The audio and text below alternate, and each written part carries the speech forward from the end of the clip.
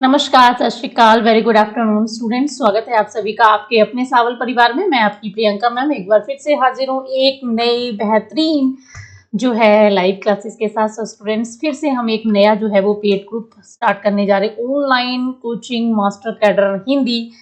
तो इससे पहले भी मैं आपको पढ़ा चुकी हूँ, आप सबसे मिल चुके हो और आप सब जो है जल्दी से जल्दी बस लाइव हो जाइएगा और लेक्चर को जितना हो सके शेयर कर दीजिएगा ताकि हमारे जो साथी हैं वो हमारे साथ जुड़ सकें। तो आप सबको जानकर बहुत ही खुशी होगी कि हमारा एक नया जो पेड ग्रुप है वो हम स्टार्ट करने जा रहे हैं और ये स्टार्ट हो जाएगा हमारा 25 मई यानी कि वीरवार को। याद रखिएगा 25 मई 2023 को हम हमारा हिंदी का मास्टर कैडर का नया जो बैच है, नया जो पेड ग्रुप है उसको हम स्टार्ट करने जा रहे हैं। तो जल्दी से जल्दी आप सब जो है वो जुड़े। तो अगर हम बात करें तो चलिए मास्टर कैडर के बारे में बात करने से पहले क्यों ना इसके सिलेबस के बारे में बात कर ली जाए कि इसका पाठ्यक्रम क्या रहेगा। ठीक है जी। तो सबसे पहली बात तो बात करते हैं हम इसके बारे में। जो एक नोट दिया हुआ है कि कठिनाई स्तर क्या रहेगा, स्नातक यानी कि बीए लेवल का रहेगा। ठीक, बीए के लेवल का रहेगा। और सबसे पहला जो आपको दिया हुआ है हिंदी साहित्य का इतिहास। तो हमने इसमें क्या पढ़ना है, हिंदी साहित्य का इतिहास। तो सबसे पहले देखिए क्या दिया हुआ, आदिकाल व मध्यकाल दिया गया है। अब मध्यकाल कोई अलग नहीं है, इसमें देखो मध्यकाल किसे कहा गया, भक्ति काल और रीतिकाल को ही मध्यकाल कहा जाता है, आप सबको पता है। इसमें हम दोनों को पढ़ेंगे, एक तो पढ़ेंगे भक्ति काल को और वह रीतिकाल, इन दोनों को ही क्या कहा गया है, मध्यकाल कहा जाता है, याद रखिएगा। तो इसके अंतर्गत हम बात करेंगे आदिकाल के अंतर्गत हमने किस चीज को पढ़ना है, तो हिंदी साहित्य का लेखन किस तरह से स्टार्ट हुआ है। इतिहास में, हिंदी साहित्य के इतिहास में हम क्या पढ़ते हैं कि हिंदी साहित्य का इतिहास जो है वो कैसे लिखना शुरू हुआ, आरंभ में कैसा था, है ना, लेखन की कौन कौन सी पद्धतियां रही हैं। इसके अलावा अगर हम बात करें इसका काल विभाजन कैसे अलग अलग जो हमारे कह सकते हैं कि काल विभाजन किए गए हैं। किसी ने जैसे आचार्य हजारी प्रसाद द्विवेदी ने कुछ और कहा है, शुक्ल जी ने कुछ और कहा, महावीर प्रसाद द्विवेदी जी कुछ और कहते हैं ना, तो राम कुमार वर्मा जी कुछ और कहते हैं। तो इस बारे में हम सारा करेंगे। समय सीमा निर्धारण यानी कि आदिकाल की जो समय सीमा है वो क्या मानी जाए, इसका नामकरण जो है वो किस किसने क्या किया, इसके बारे में बात करेंगे। आदिकाल की पृष्ठभूमि के बारे में हम पढ़ेंगे। सिद्ध नाथ और सिद्ध साहित्य, नाथ साहित्य और रासो साहित्य, इसके बारे में पढ़ेंगे। जैन साहित्य हो गया। तो देखो आदिकाल के अगर हम बात करते हैं राजीव, जब हम आदिकाल के बारे में बात करते हैं तो याद रखिएगा तो इसमें तीन प्रकार का जो है, एक तरह से साहित्य को जो है वो तीन भाग मिलते हैं ना, तीन भागों में बांटा गया है। अब वो कौन कौन से तीन भाग हमें मिलते हैं देखते जाइएगा, समझने की कोशिश करिएगा। हाँ जी, देखो एक तो मिलता है हमें रासो साहित्य, ठीक, जिसमें हम क्या पढ़ते हैं, रासो साहित्य के बारे में सारा अध्ययन करते हैं, जैसे कि पृथ्वीराज रासो, हमीर रासो, है ना, बीसल देव रासो, इसके बारे में हम लोग पढ़ते हैं। दूसरा हमें मिलता है धार्मिक साहित्य, सिद्धनाथ जैन, इसमें हम किसको पढ़ते हैं, सिद्धनाथ जैन के बारे में पढ़ते हैं। और तीसरे की अगर हम बात करें, नंबर थर्ड, लौकिक साहित्य, उस समय जो लौकिक साहित्य रचा गया उसके बारे में हम लोग जो है पढ़ेंगे। ठीक, लौकिक साहित्य के बारे में हम लोग जानेंगे। और इसके बाद हम बात करते हैं, आगे बढ़िए, आगे देखिएगा। हाँ जी, उसके बाद आ जाता है आपका आदिकाल की प्रमुख परिस्थितियां कौन कौन सी रही हैं, प्रवृत्तियां कौन कौन सी रही हैं, है ना।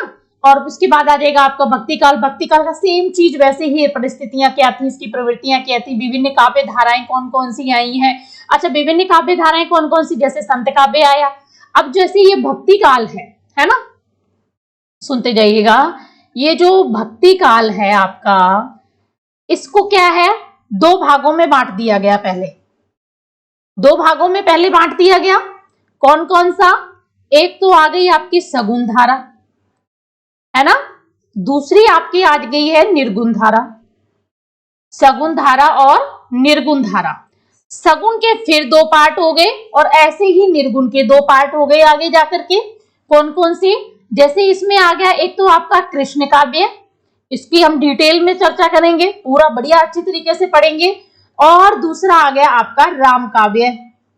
ठीक, निर्गुण की हम बात करें तो यहाँ पे आ जाता है संत काव्य, संतों के द्वारा जो काव्य रचा गया वो संत काव्य कहलाया। और दूसरा आ गया आपका सूफी काव्य। ठीक, जो सूफी काव्य हुए हैं उनके बारे में हम लोग बात करेंगे। तो ये तो हम सारा डिटेल में इसको हमने पढ़ना है, वही चीज यहाँ पर आपकी दी हुई है कि सूफी काव्य, राम काव्य, कृष्ण काव्य, प्रमुख कवि इसके कौन कौन से लगे हुए हैं। फिर बात करेंगे हम रीतिकाल के बारे में। रीतिकाल जो है वो इसका नामकरण कैसे पड़ा, इसका रीतिकाल नाम कैसे रखा गया, विभिन्न धाराएं इसमें कौन कौन सी आई हैं। अच्छा, रीतिकाल में भी धाराएं आई हैं, कौन कौन सी आई हैं? रीति मुक्त, रीतिबद्ध, रीति सिद्ध, रीति मुक्त, 3 आई हैं। उनके बारे में हम चर्चा करेंगे। इसकी प्रस्थितियां कौन कौन सी रही हैं, प्रवृत्तियां कौन कौन सी हैं, तो इसके बारे में भी हम लोगों ने अच्छे से चर्चा करनी है, बढ़िया अच्छी तरीके से। अब हम बात कर लेते हैं इसके प्रमुख हमें कवि, जिसपे हमें ज्यादा फोकस करना है, वो कौन कौन से रहे। देखो, पढ़ना हमने सारा डिटेल में है, लेकिन इसके साथ साथ इसके जो है वो कवि कौन कौन से, जैसे चंद्र बरदाई, पृथ्वीराज रासो है ना, आमिर खुसरो, विद्यापति, कबीर, सूरदास, तुलसीदास, रैदास, केशव, जायसी, बिहारी, रहीम, मीराबाई और रसखान। यानी कि यहाँ पर आदिकाल और भक्तिकाल, रीतिकाल, तीनों के ही प्रमुख जो कवि हैं उनको हमारे सामने रख दिया गया है। ठीक है जी। आगे हम बात करते हैं आधुनिक काल।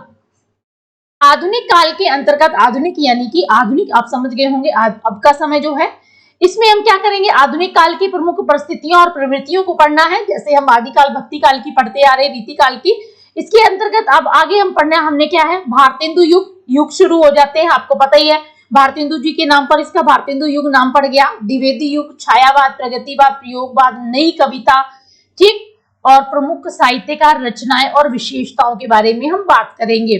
इसके अलावा थर्ड जो हमारा बनता है वो देखिए, हिंदी गद्य का उद्भव और विकास।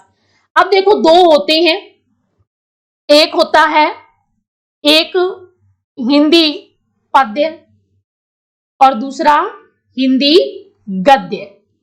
अगर हम बात करें गद्य और पद्य में क्या अंतर होता है, पद्य में सारा का सारा क्या आ जाता है, कविता भाग, है ना, और इसमें गद्य में क्या आ जाता है, कहानी, नाटक, उपन्यास, जीवनी, रेखा चित्र सब आ जाते हैं इसी में ही। ठीक है जी, इसके बारे में ध्यान रखिएगा। तो बस यही है, जैसे कहानी है, उपन्यास है, नाटक, निबंध, आत्मकथा, जीवनी, संस्मरण, रेखा चित्र, यात्रा वृतांत, डायरी, जिसको हम दैनिकी भी कहते हैं और दैनिकी भी बोला जाता है इसको। इसके अलावा अगर हम बात करें कि प्रमुख कवि कौन से रहेंगे, भारतेंदु युग, आधुनिक युग की अगर हम बात करें तो भारतेंदु हरिश्चंद्र बहुत बड़ा नाम आ गया, महावीर प्रसाद द्विवेदी, अयोध्या सिंह उपाध्याय, हरिओं, जयशंकर प्रसाद, महादेवी वर्मा, मैथिली शरण गुप्त, सूर्यकांत त्रिपाठी, निराला, सुमित्रा नंदन पंत, सुभद्रा कुमारी चौहान, हरिवंश राय बच्चन, ये जो अमिताभ बच्चन जी हैं उनके पूज्य पिताजी हैं, रामधारी सिंह दिनकर, इनके बारे में हम पढ़ेंगे, अच्छे से इनकी रचनाओं के बारे में जानेंगे। प्रमुख कहानीकार आपको कौन कौन से लगे हुए हैं, जयशंकर प्रसाद, इनकी जो प्रमुख जो छाया, इनकी जो कहानी है, छाया इनकी कहानी भी है और कहानी संग्रह भी मिलता है ना, हिंदी का प्रथम कहानी संग्रह माना जाता है, ये ध्यान रखिएगा। मुंशी प्रेमचंद, जैनेन्द्र कुमार, मन्नू भंडारी, कृष्ण सोपती, सुदर्शन कमलेश्वर, यशपाल। प्रमुख निबंधकार की बात करें, निबंध तो रामचंद्र शुक्ल, राम वृक्ष बेनीपुरी, बाबू गुलाब राय, हजारी प्रसाद द्विवेदी, महादेवी वर्मा, मुक्तिबोध, हरिशंकर परसाई के बारे में हम बात करेंगे। प्रमुख नाटककार आपको कौन कौन से पढ़ना है, जिनके आप लोगों ने नाटक पढ़ने हैं, भारतेंदु हरिश्चंद्र, जयशंकर प्रसाद, मोहन राकेश, जगदीश चंद्र, विष्णु प्रभाकर, उपेंद्र नाथ अश्क। अब बात करते हैं समीक्षा सिद्धांत के बारे में। तो समीक्षा सिद्धांत आपको लगा हुआ है, काव्य की परिभाषा तथा भेद, ठीक, इसके अंतर्गत काव्य, महाकाव्य, खंड काव्य, गीति काव्य की परिभाषा करनी है और इसकी विशेषताएं हमें पढ़नी है। गद्य की विधाएं जैसे निबंध, संस्मरण, जीवनी, आत्मकथा के स्वरूप और तत्वों का हमें सामान्य परिचय करना है। उपन्यास की परिभाषा, तत्व और इसके वर्गीकरण, उपन्यास के वर्गीकरण पढ़ना है कि उपन्यास कितने तरह का होता है, कोई ऐतिहासिक है, कोई राजनीतिक है, कोई सामाजिक उपन्यास जो लिखे जाते हैं उसके बारे में। कहानी की सेम चीज हमने करनी कि कहानी लिखने के उसके कौन कौन से तत्व होते हैं, कहानी का वर्गीकरण कैसे किया जाता है, क्या है। समीक्षा सिद्धांत की बात करें तो केवल नाटक और एकांकी की करनी, हमें परिभाषा, तत्व और वर्गीकरण के बारे में हमें बात करनी है। आगे बढ़ते हैं, व्याकरण की अगर हम बात करें तो व्याकरण भी आपको देख लीजिए काफी अच्छी मात्रा में दिया हुआ है। भाषा और लिपि की बात करेंगे, भाषा का आविष्कार कैसे हुआ, लिपि कौन कौन सी है, कैसे हम लोग यहाँ तक पहुंचे हैं। इसके अलावा वर्ण विचार, शब्द विचार, पद विचार, वाक्य विचार के बारे में बात करेंगे। व्यवहारिक व्याकरण में हमें भाववाचक संज्ञा निर्माण, है ना, और जैसे विशेषण निर्माण करना, विपरीतार्थक शब्द आ गया, समानार्थक शब्द, समरूपी भिन्नार्थक शब्द, वाक्यांशों के लिए एक शब्द, अनेकार्थक शब्द आ गया। देवनागरी लिपि का उद्भव और विकास, दोष, सुधार, सुधार के लिए किए गए किस किस ने कैसे प्रयास किए गए हैं ना। देवनागरी लिपि का मानक रूप कौन सा, हिंदी वर्तनी का मानकीकरण कौन सा है, मुहावरे और लोकोक्तियों आप भी आती है हमारे पेपर में, तकनीकी शब्दावली भी आती है, अंग्रेजी से हिंदी में हमें बताना होता है, अच्छी मात्रा में 4-5 नंबर की आती है हमें।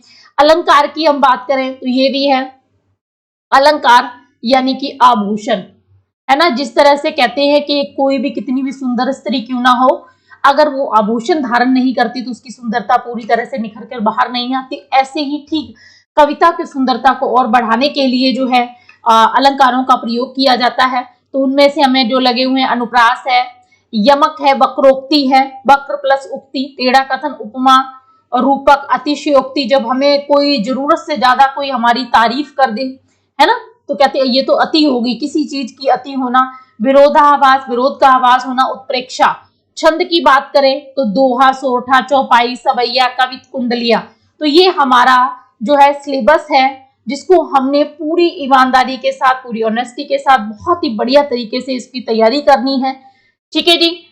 तो स्टूडेंट्स, जैसे कि मैं आपको पहले ही बता चुकी हूँ कि हमारा जो पेड लेक्चर है वो स्टार्ट होने जा रहा है 25 मई से। सो रेडी रहिएगा।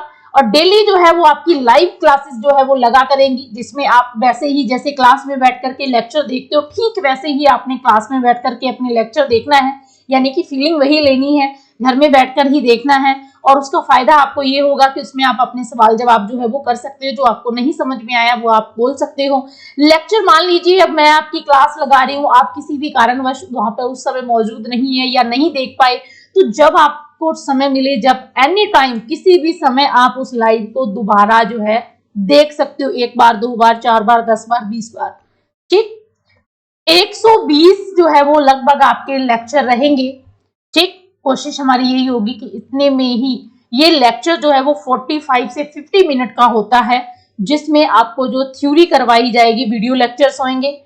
ठीक है जी। कंप्लीट सिलेबस जो है वो आपका इतने में कंप्लीट करवाया जाएगा बढ़िया तरीके से। ये 2000 यहाँ पर लिखा हुआ है, इस पर फोकस मत करिए। लगभग 3000 जो है वो आपको एमसीक्यू की पीडीएफ जो है वो आपको विद आंसर आपको जो है वो दी जाएगी।